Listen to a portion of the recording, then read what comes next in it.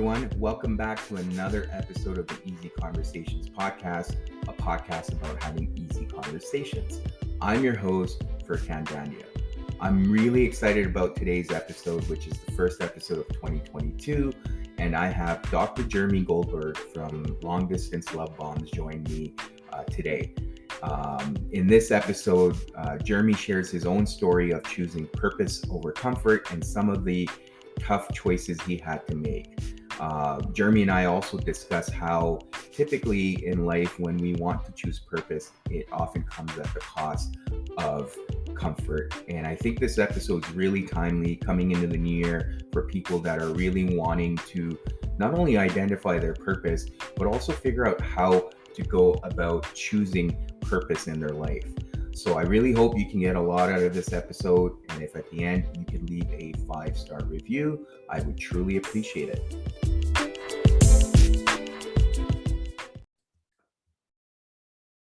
All right, Jeremy, welcome to the Easy Conversations podcast. Super grateful for you to be able to come on here and have this conversation with me. And, you know, I really appreciate the fact that we've been able to connect and do this as well. I'm really excited about the topic I want to cover with you. But before we jump into that, I want to give you an opportunity to, you know, for my listeners who are not aware of your work or who don't know who you are, if you could, you know, introduce yourself and talk about some of the things that you're working on. Sure. Foremost, thank you for inviting me, Furkan. I appreciate it. I'm glad to be here. Secondly, I have a somewhat canned response that I use when I give keynote talks and things. Yeah. Which is essentially, how does it go? I'm an empathy collecting, anti-quitting word wizard. I am a compassion cultivating, day making change agent. I am a ferocious never giver upper. My name is Dr. Jeremy Goldberg. I am a recovering scientist turned spoken word poet, podcast host, life coach, author, workshop leader, retreat facilitator, keynote speaker. I basically have what I call the entire personal development starter pack. Like I've got a nose ring and my hair is kind of long. I have like a scruffy face. I've got a podcast and a book and I'm a vegetarian. Like I'm this stereotypical guy that I would have completely made fun of when I was younger. Yeah. Like, I'm that guy. But my mission is to make kindness cool and compassion commonplace. And I do that on social media and Facebook through my business, which is called Long Distance Love Bombs. Mm-hmm. And so I have the Long Distance Love Bombs podcast is where I talk to people. And then on Instagram are the two main ways that I get my message out. And yeah, I'm just trying to help the world be a better place and share my insights and experiences along the way. And yeah, I'm just a normal dude with a loud voice and a strong set of opinions that I hold loosely. No, I appreciate that. And that's amazing. Just to kind of expand on like, because I've been following your work for a few years now, but when you say making kindness cool, like, why is that? Just to understand better. Yeah. So originally it began, so I have a TED Talk and I talk about it at the beginning, how it sort of initiated with an experience in an airport with a stranger who was crying and I felt terrible. And I just looked around and thought the world was fucked up, that this person could just cry by herself. And I wanted to make a difference. And so I started writing and sharing with this idea of trying to bring about more collective unity and compassion as a society. And then through my work as a postgrad, I was studying the people of the Great Barrier Reef and exploring attitudes and beliefs and behavior change and all of that, and integrating that with my own personal research around why my life feels hard and why I drink so much. Mm-hmm. I've kind of now dovetailed into this idea of self-compassion, self-kindness, self-love, self-acceptance. Mm-hmm. Because I see it as a kind of root solution to a lot of the core problems of the world. So for example, when you talk about things like addiction, domestic violence, racism, etc., I think at a core level, kindness and compassion is crucial towards addressing and resolving all of it. So it's kind of like, and like, you know, you kind of need a snazzy tagline to be like, who are you and what do you do? And I'm like, I'm long distance love bombs guy, and I'm trying to make kindness cool. And it's kind of an umbrella statement under which all of my work lies. And one of the things you touched on, which I think is important, is all of that starts within first, right? The self-kindness, the self-compassion. And if we can't give it to ourselves, we can't really give it to other people, or we don't have the ability or to give it to others. So I appreciate that fact. Yeah, like if you hate the world, it's going to be very difficult for you to change the world or to care about the world. At the same time, if you hate yourself, it's going to be very difficult for you to love the world, right? And so I view it as like this outside in, inside out kind of partnership, whereby the work is internal. The way that you feel about yourself and the lens that you see the world through is going to fundamentally and radically shift your perspective of your entire life, period. And so if we can work towards shifting that lens to start seeing things in a more compassionate, kind, accepting way, I believe that things will improve. And even saying it, man, it sounds so fucking cliche and woo-woo. Is like, okay, bro, let's just be nicer to each other and kumbaya, some rainbows, and things will work out. But I think that interpretation, which I even myself am projecting, is like a snarky way to avoid feeling deeply. And it's a distraction from actually considering what's going on inside of us. So absolutely. Yeah. And one of the things that you touched on, and you know, I first heard of you through the Zura Health podcast. It was like 3 years ago, and you talked about how listening to our heart is the most rational thing we can do.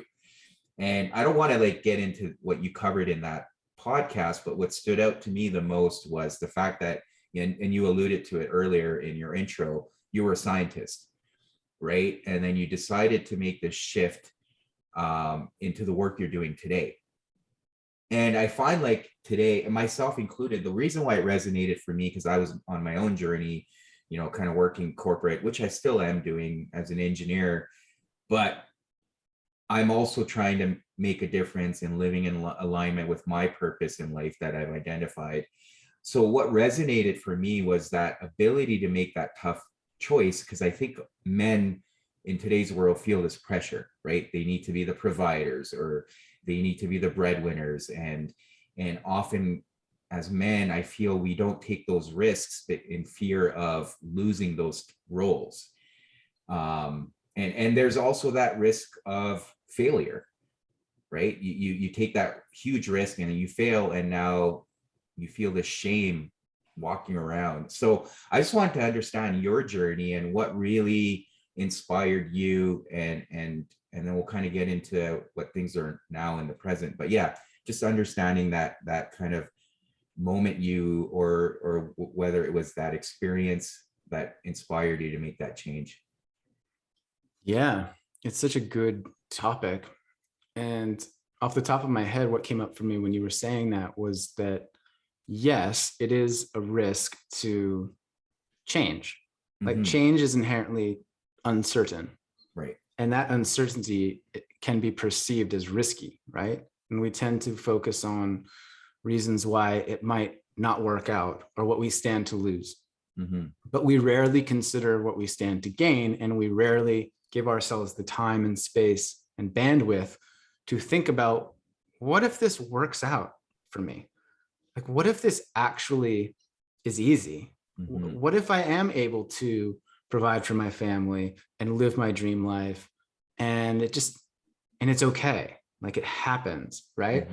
And so we often face the risk of failure, as you suggested, but I would argue, or I would offer, that there's also another risk involved in that decision, which is that the safe choice might actually be the most dangerous. And what I mean by that is, if you, as a as a human feel called to do something with your life and you don't accept that path, then you continue day after day after day to live in a manner that is not fulfilling, that's not exciting, that sucks the life force out of you. And what does that do to your health?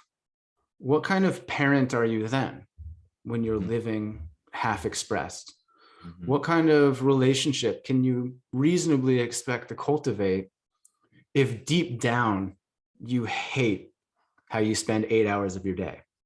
If deep down you despise your existence and judge yourself for not being brave enough to try something new, if you don't trust yourself enough to pursue a new path or commit to something and follow through, like, what does that do to your health? What does that do to your mind? Right? What does that do to every single interaction that you have with every single person that you see each day? Right. And so to my point, I think that choosing that safe path might not be as safe as we perceive it to be. And you see this all around the world, particularly in men. It manifests as addiction, domestic violence, suicide, incarceration. Like, men have some stuff going on, right? So for me, my personal journey, I was a scientist. I joke that I'm a recovering scientist. I worked, I lived in the South Pacific for a couple of years in a place called American Samoa. I spent a decade in Australia. I actually am a citizen of Australia now. I worked on the Great Barrier Reef for many years. I worked for the American government, the Australian government. I worked for universities. I lived in Thailand for a bit. Like, that was my jam. I was in coral reef conservation, natural resource management, sustainability. I was trying to save the planet, and I was trying to save coral reefs, and I was doing my part, and I was getting paid to scuba dive on the Great Barrier Reef, and my life was fucking dope, man. I remember going for a scuba dive and coming up after an hour and being like, whoa, I just got paid like $70 to dive on the Great Barrier Reef. Like, I fucking made it, right? Yeah. And that was true until it wasn't, right? And then towards the end of my PhD, I was feeling burnt out. I was feeling unfulfilled. I was tired, exhausted, bored, etc. And for a year or two before that, I had started this thing on the side called Long Distance Love Bomb, which basically was like a hobby. It was like a shiny object that felt fun. And it was like this quirky thing. I like was selling prints and stubby holders. They call it like beer koozies that you hold drinks in. I was making stuff and going to little markets, and it was like a side hustle. And over the years, that side hustle became like more and more of a thing. So I started an Instagram account and a Facebook page, and people started sharing my stuff, and I was getting followers, and I was making a little bit of money here and there. And it got to this point where my life path that I was on, that I was building with blood, sweat, and tears, this science path was like no longer it for me. Like, I could have been continuing on that path. I could have been a very competent scientist. Like, I published papers, I have a PhD, I worked for the government, I had connections, like I had a cubicle with the swipe card, I had all this shit. Yeah. And but there was like this emptiness inside, this like pit of despair and like yuck. It was just like, ugh, I don't want to go to work. I started resenting the swipe card in my wallet. I started not looking forward to the drive in the morning. And it's that standard story that we've heard time and time again of like, I had the girl, I had the house, I felt like something was missing. And for me, it was really difficult to make that decision to take a chance on myself, essentially. And I was very lucky that I had no children, I had no mortgage. I was broke, essentially. I was a PhD student for 5 years. Like, I didn't have a ton of money, but I had some savings that I was willing to burn. And eventually I just kept leaning into this idea, and I would find myself daydreaming in quiet moments, not about writing science papers, but about doing workshops and doing the love bomb stuff. And it started occupying more and more of my time. And I was less and less excited about academia. And that was like an internal battle that swung back and forth for a couple years until I had this epiphany one day when I was sitting at my cubicle and I was kind of playing out hypotheticals. So like, what if I do this? What if I do that? And I think this is a really beneficial exercise for anybody listening to confront the worst case scenario and stare it in the face and hold it in your heart and be like, okay, this is actually what I'm really scared of. Like we talk about scared of making a decision, scared of quitting, scared of taking a risk. Like, what is it? Like, name that thing. And for me, it was like, okay, I'm going to take my savings. I'm not going to take a job. I'm just going to have a couple months to like, see if this will work. Okay. If that doesn't work, what happens? Well, I lose all of my savings. Like, okay. And I think at the time it was like 20 grand or something. I had like saved up my whole life. Right. Yeah. Like, okay. I'm gonna have no money. Okay. What happens then? Well, then I'm going to have to ask a friend or a family member for a couch and to feed me. Like, okay, like what's that going to be like? Well, that's going to be very humbling. And I'm going to be in my 30s and I'm going to be broke and I'm going to be living on a couch. Like, okay, that's the worst case scenario. All right. And then what happens? Well, by that time I have a PhD. I have like a decade of work experience. I could probably get a job. Like I look really good on paper. I've published in scientific journals. Like I'm capable. I have skills. I have connections. I'll get a job. And okay. And then what? Well, that job is likely going to be a pretty good white collar job. I'll probably have a cubicle. I'll probably work for the government, probably get a swipe card, just like the one right now. And then in this moment, Furkan, I was like, holy shit, I'm literally living my worst case scenario right now. Like, this is it. Yeah.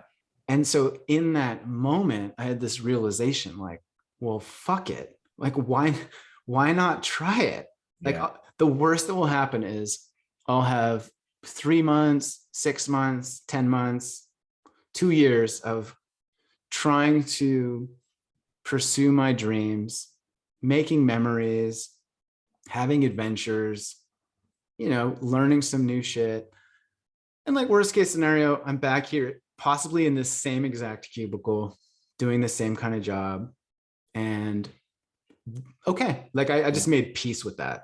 I was like, all right, well, here we go. Because the other epiphany is like, to my point earlier about safety being dangerous, is that there is a certain amount of suffering involved in choosing that uncertain path.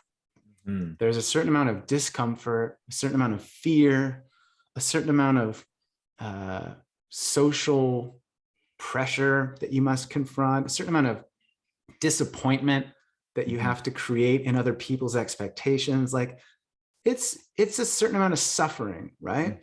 However, there's also a tremendous amount of suffering in the safe choice. There's a tremendous amount of suffering in living my entire life and never knowing what it would have felt like to launch my own business or to write my book or to move to that place or to ask that person out or to leave that marriage, et cetera, et cetera, et cetera.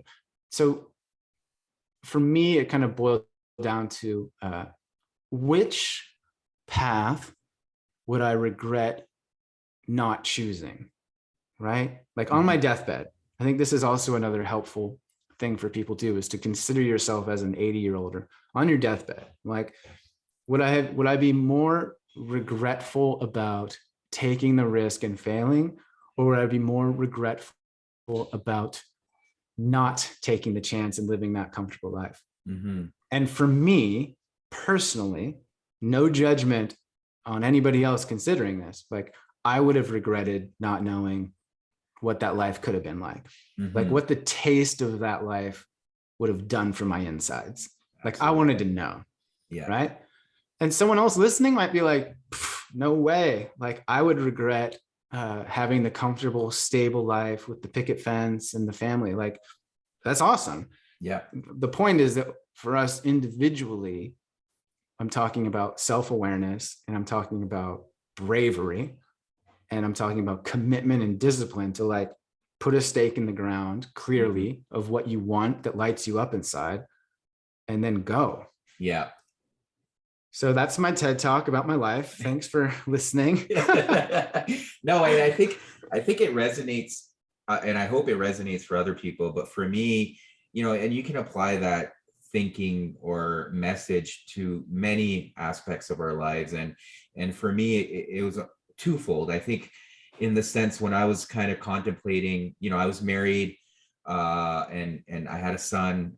Oh, I still have a son, but yeah, he was young. And for me, it was like the dilemma of breaking his family apart, and going through the same process of looking at, okay, well, when I'm 80 and I'm dying, like, would I rather tell my son, hey, I kept your family together, but you never really got to see the real me, or choosing a different path and at least my son experiencing who I truly am as a person, the happy, content version of me. And I'm happy to take that decision any day, because I can, if he grows up and questions me about, Dad, why did you break my family apart? I could say, well, so you could really experience the real me. And it was having those internal thoughts. And the same thing with career wise, understanding, well, you touched on it, the safe choice is dangerous, but there's also an aspect of, when men put pressure on themselves, oh, I want to be able to provide for my family, I don't want to let my children down. You also have to ask yourself, are you truly happy doing that?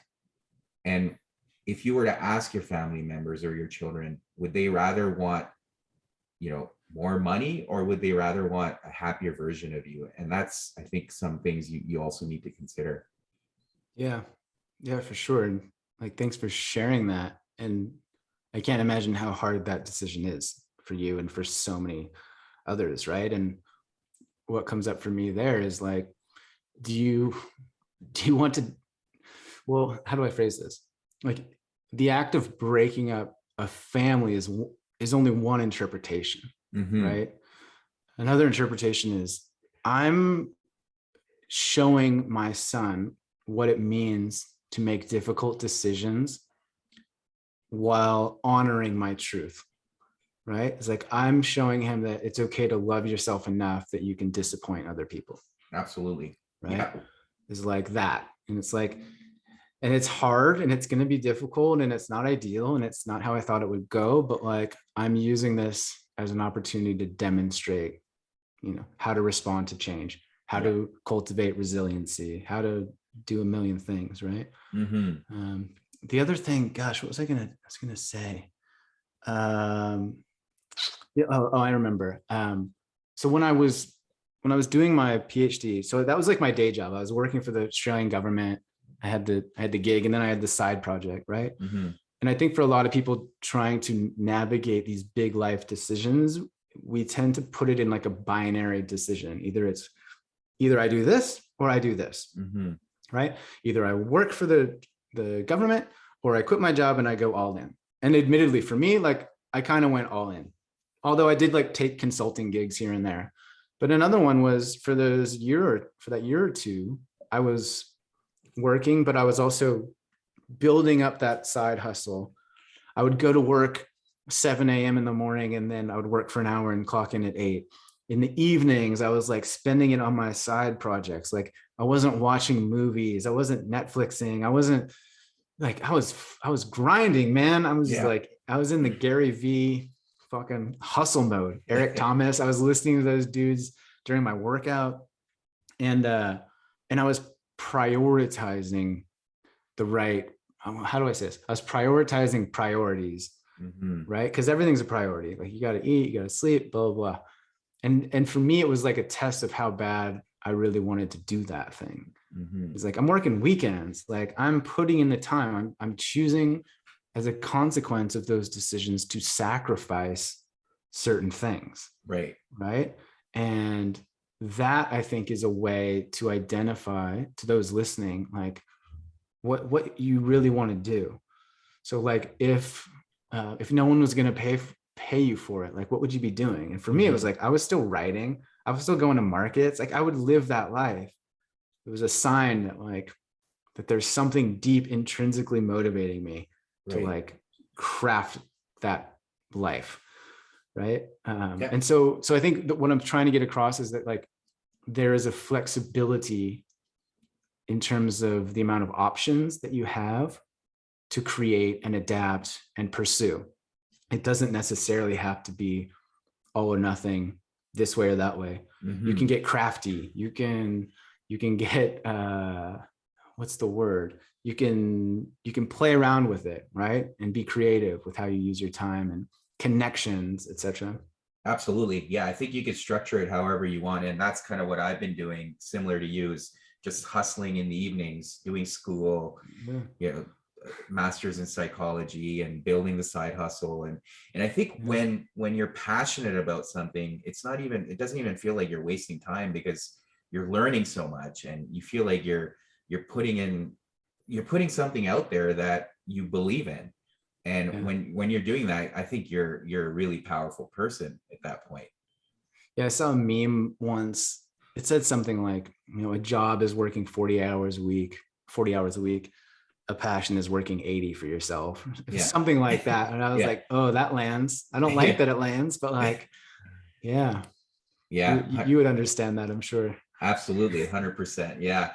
Yeah. No, so, thank you for sharing the story of how you came to that conclusion and were able to make that decision.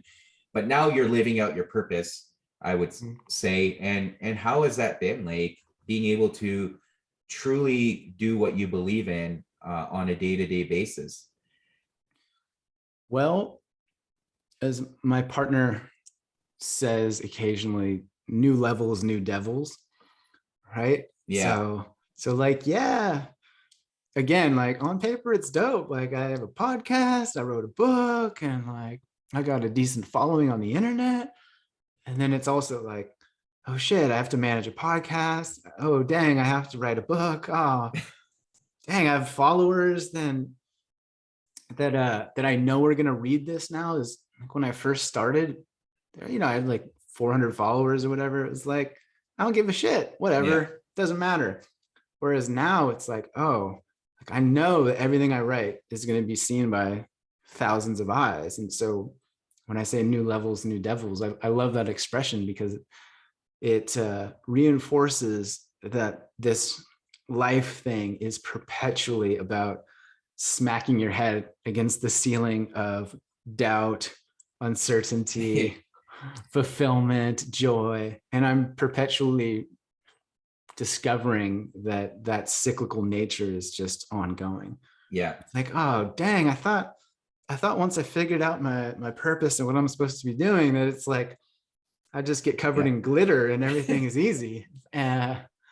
So I mean, it's good, man. I love what I'm doing. I love my clients. It's so cliche. Like in 2 weeks, I'm going to Costa Rica. I'm hosting a retreat in Costa Rica that like Yeah. I can't even believe that I get to do that with two of my like dearest friends, and like I'm making money doing, like I'm getting paid to go to Costa Rica. I'm just like, what even is life? Yeah. I've had some really cool opportunities, and at the same time, like I've tried stuff that bombed. I've said things that got me annihilated online here and there. Yeah. I've made mistakes. I've stepped in it.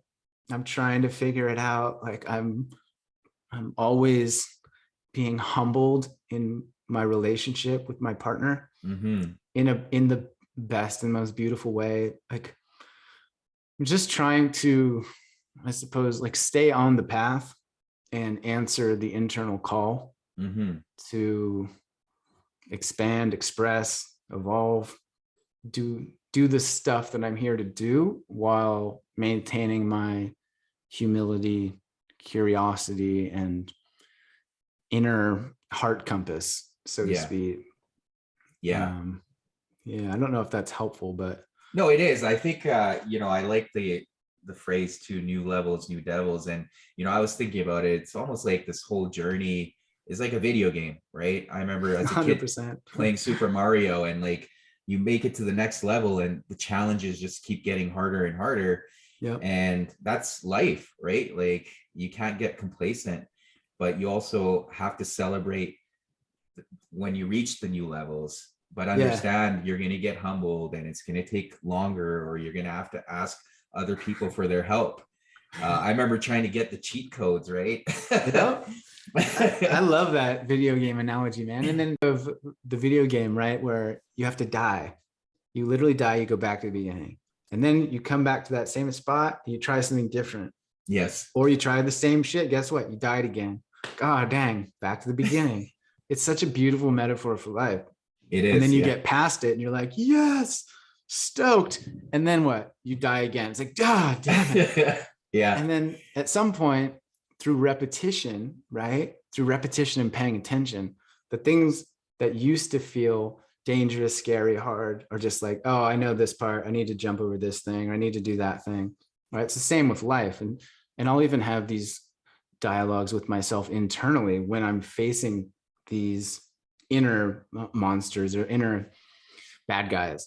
Mm-hmm. So like, I'll be like, oh yeah, this is the part where I start to judge myself. Oh, this is the part where I start to doubt my abilities. Like, oh, yep, here's the part where I talk shit about my writing. Yep, Mm-hmm. okay, that's cool.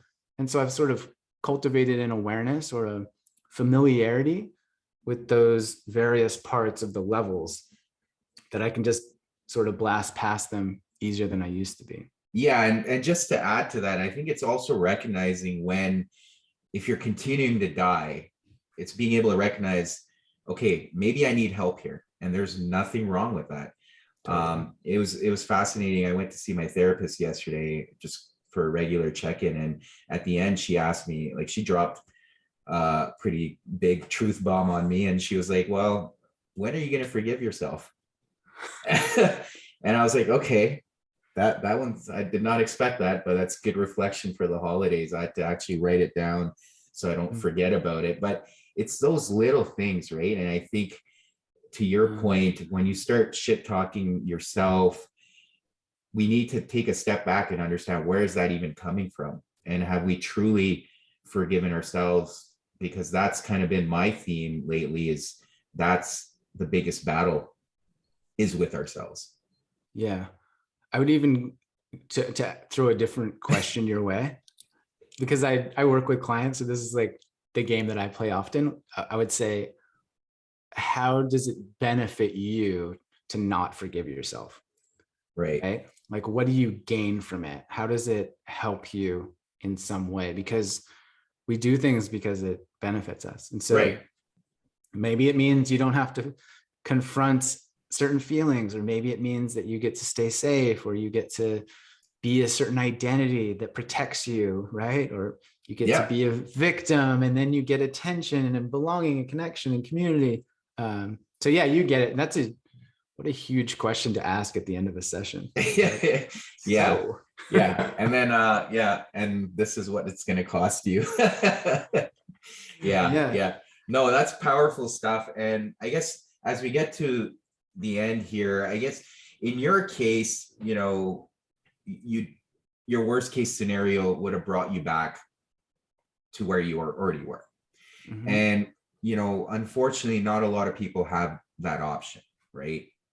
If they were, and I think that's where a lot of the fear comes. And you can kind of extrapolate the same situation to even a divorce or any type of tough choice where you cannot come back to where you are. What are some things, whether it's with your clients or even for listeners, what are some things you would like to share in terms of the questions people can ask, or even just the outlook they can have in terms of, okay, well, this is what I need to consider? One thing, gosh, it's such a good question. One thing I would offer is that fear is not synonymous with danger. So fear is not the same thing as danger. What I mean by that is we confuse it. So when we are in our life in the present moment, and we want to do something different. We want to make a change. We want to leave a relationship, start a business, whatever. We want to do something different in the future. The future feels inherently unknown, uncertain. We've never done it before. We don't know how it's going to work out. Equals scary, right? It's like, that's scary. Mm-hmm. And so that is fear, but that's not necessarily danger, right? So that's the first thing. To make a change, you have to consciously choose to step into this uncertainty that feels scary. Mm-hmm. And so bravery is required. What else is happening? Well, in the present moment, I'm comfortable. Like, yeah, maybe I'm suffering, maybe I'm in pain, but I know that I can survive it. Like, it's manageable. It's been going on for months or days or years. Like, I'm still alive today. I'll make it through. Mm-hmm. Right. And so we have to consciously also choose to leave this comfortable zone of our life that feels normal, that's predictable, that feels safe. Right. And so we're sort of stuck in what I describe as shit sandwich in the present moment, where we're like, I'm moving towards the future, and that's scary, but I'm also leaving the past and this past set of circumstances, this life that I've created. And that feels really hard to do because, it's all right here. I like watching Netflix. My marriage kind of sucks, but it sucked for a while. I'm used to it now. Yeah. Right. We're like the frog that's slowly boiling. We're like, nah, it's like 1 degree below boiling. I can survive. Right. So we're in this shit sandwich whereby we have to step into the scary uncertainty. We have to leave the comfortable known and in the now. And it's challenging. That to me is the invitation. Mm-hmm. Is like when you can start to see your life, when you zoom out, pull back, step out of the frame and like see the picture, then I think it confers a little bit more clarity and perspective as to what is really going on. And then it can be about awareness, acceptance, action is another piece that I like to phrase it as is, okay, I'm aware of what's going on right now. I'm aware that I'm resisting this. I'm aware that I'm staying comfortable and small and safe in this manner. I'm aware of the terrain, right? Can I accept that? Yeah, okay, I accept it. And then it's like, okay, what am I going to do? Okay, what's the action? The awareness, acceptance, action. What's the action? What am I going to do? Mm-hmm. And then being in integrity and having enough courage to be honest with yourself of like, I'm procrastinating. I'm totally avoiding this conversation. I have this in my own life. Like, dang, okay. Back to the awareness, acceptance, action piece. Like, what am I going to do about it? To your point earlier, I think having a supportive community that you can lean on is vital. Mm-hmm. Even if that is just a single person that you can call or text. I do this with a buddy of mine, and I'll be like, yo, I need you to pump my tires. Like, I just remind me how great I am. Like, tell me that this is the right move. Tell me that this is going to work. Like, tell me that you've got my back, whatever. Like, pump my fucking tires up. Mm-hmm.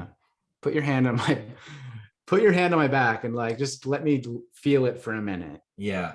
So this idea that we have as men that's so ingrained of the lone wolf mentality, or this misconception, this socially approved and accepted nonsense that asking for help is a sign of weakness rather than a tremendous showing of strength, right? I believe that sharing weakness is strength. Mm-hmm. I believe that vulnerability is powerful. And so also we have to remind ourselves that all of these decisions in all of our lives are operating in the larger fishbowl of the cultural, familial, social norms. So there's a lot going on, right? Yeah. And I think just zooming out again, creating an awareness of what's going on can help us to understand why we might be doing certain things and also why we're not doing certain things. Mm-hmm. And so with that comes an invitation to be graceful and to be compassionate and kind. To wrap it all up from the beginning is like, it doesn't it doesn't necessarily help to be a bully to yourself. Like it doesn't necessarily propagate momentum to be a jerk, right? I'm convinced that like sometimes we need to be fierce and be like self-talk, like, bro, come on, you're avoiding, let's go. Like get out of bed, get to the gym, whatever. You know, there's some amount of that, but we can do it in a way that's not shame inducing or perpetuating, right? Yeah. No, and I like everything you shared there. I think one of the things that's worked well for me too is when you do have that self-talk is also giving yourself permission, to your point, to feel, right? So if you're struggling with something, yeah, I mean, maybe it's not your norm to be in bed for an entire day, but it's giving yourself that permission to maybe accept that too, and knowing that that's not your forever, but letting that, you know, I think that's where the shame comes in, where we keep telling ourselves that, oh, I shouldn't be doing this, I shouldn't be doing this. It's like, okay, well, maybe you need this right now. Just give yourself that day and then get out of bed tomorrow and then go kick butt tomorrow. But have that compassion for yourself where you grant yourself permission to feel. Yeah. I like to joke that nobody ever won a fight with the universe, but like it doesn't stop me from picking them. Yeah. I'm like, oh, it should be happening like this. Like this is what's supposed to be happening. They weren't supposed to do that. It's supposed to be done by now. I'm a bad person because I've passed this arbitrary timeline that I pulled out of my ass and judged myself by, even though nobody else in the world knows or cares about it. It's like, hang on. Like, how are we talking to ourselves? Right? What kind of messages are we sending to ourselves? Right. And then, I don't know, sometimes I imagine getting a transcript of that and like putting it on the internet. Like, would I be proud for the world to see how I'm describing myself? Or if I took that transcript and had to say those things to someone I loved, if I had to say those things to my son, to my lover, like, would I speak that way? And more than likely, chances are not, right? And so again, another invitation is to be kind to ourselves while in the middle of doing something really difficult, something challenging that we've never done before. It's like, we don't know how it's going to go. We're not in control of the universe, although we as men like to oftentimes pretend that we are. You know, and just like using words like flow or surrender, of like, okay, I'm giving it my all and I'm trusting that this is how it's supposed to work out for me right now. And just trying to stay on the path, one foot after the other. For sure.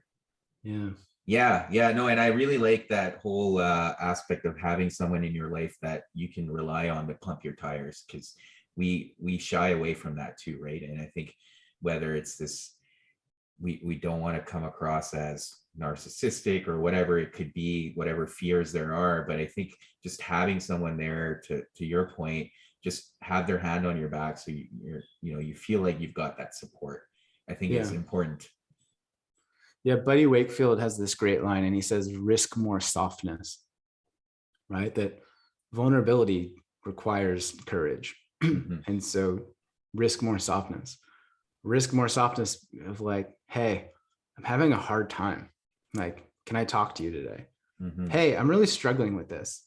Can you tell me how great I am? Like, hey, I don't know what to do. Like, do you have any ideas for me? And like, the other side of this is that, like, as a lazy person, which I am, I'm very lazy. It's so much more efficient to like make a phone call or send a text and be like, hey, you've done this. Like, what do you think I should do? Like, and not like outsourcing my agency and not like just living a life based on others, but just like, oh, hey, you've launched a business. You've been divorced. You've raised a kid. Like, just teach me the easy way instead of me choosing to learn the hard way over and over and over. It's like when you talked about getting the cheat codes to the video game. It's like, hey, this part's hard. How did you get over this guy? Like, how did you get past this secret gate thing. It's Yeah. like, oh, there's a key to the left near the tree. It's like, oh, sweet, thanks. That just saved me fucking 3 hours. Like, Yeah. why would I not do that? Like, asking for help is so practical. Yeah. It's so reasonable. For sure. It's stigmatized, right? Yeah. So I think part of the work I'm trying to do is like promote laziness and end the stigma of asking for help. It's like just have easier lives together. It just seems so reasonable. Yeah, I mean, I don't think it's laziness. I think it's just relying on your community, and that's what we've really struggled with. We've gotten away from that. You know, you think about many years ago, that's what it was. We relied on each other in our communities and our tribes. So, you know, I think we see a lot of that suffering because we feel like, as you mentioned earlier, as men, we're lone wolves. Meanwhile, we could just be supporting each other and learning so much from each other. Yeah, I remember this might work out, it might not, but for Ken, I remember years ago, I was reading Sports Illustrated, which is a very popular magazine. Yeah. And the very back page had this quote by Rudyard Kipling, and it goes like this. And this is the law of the jungle, as old and as true as the sky. And the wolf that keeps it, and for the wolf that keep it, and the wolf that keeps it won't suffer, but the wolf that breaks it shall die. As the girdle that goes round the tree trunk, the law runneth forth and back. For the strength of the pack is the wolf, and the strength of the wolf is the pack. Right. And I remember those last two lines always shook me up. And it's like, we are not designed to do this life solitary, right? We are not supposed to be doing it solo. And so when we recognize that, we're wolves, but like the lone wolf is bullshit, because the lone wolf dies. Like the lone wolf starves to death alone in the cold and in the dark. Like, we need to tell that part of the story. Everybody's like, the lone wolf. Yeah. It's like, no, in nature, you don't see lone wolves. You see packs of wolves. Like, we need each other. Yeah. No, that's great. And I appreciate you sharing that. What's more impressive is that you actually remembered the whole thing. Well, like barely, man. Like, it's been a minute, but you can Google it. It's by Rudyard Kipling. Yeah. No, Jeremy, I really appreciate this conversation. Time really flew by, and, you know, thank you again for doing this. Super grateful. I guess towards the end here, for listeners that want to either get a hold of you or, you know, talk to you, find your work, what are some ways they can do that? Sure. So the primary ways are on Instagram. My handle is long distance love bombs, and I'm sharing lots of words, lots of rants, lots of ideas about how to live a lazier, easier existence. And then I have the Long Distance Love Bombs podcast, which I've got like 150 episodes with relationship experts, therapists, coaches, musicians, Grammy winners, bestsellers. I don't know, like all kinds of just quirky, interesting people talking about this kind of stuff, man. How to live life, how to do relationships, how to love, how to heal. I have a book called It'll Be Okay and You Will Be Too. That's a little tear and share book of mantras and poems. It's like a little coffee table kind of book. What else do I do? Yeah, I've got an email list. I do workshops and events and things. I have a little print shop where I sell some of the words I've written. So primary longdistancelovebombs.com. That's the headquarters. And get in touch. If you have a question, hit me up. Love to hear from you. And thank you for the invitation. I appreciate the conversation. That was fun. It was flowing. Love what you're up to and love what you're doing. So I'm happy to support how I can. Thank you. Yeah, no, I appreciate that. Yeah. Thank you for tuning in to another episode.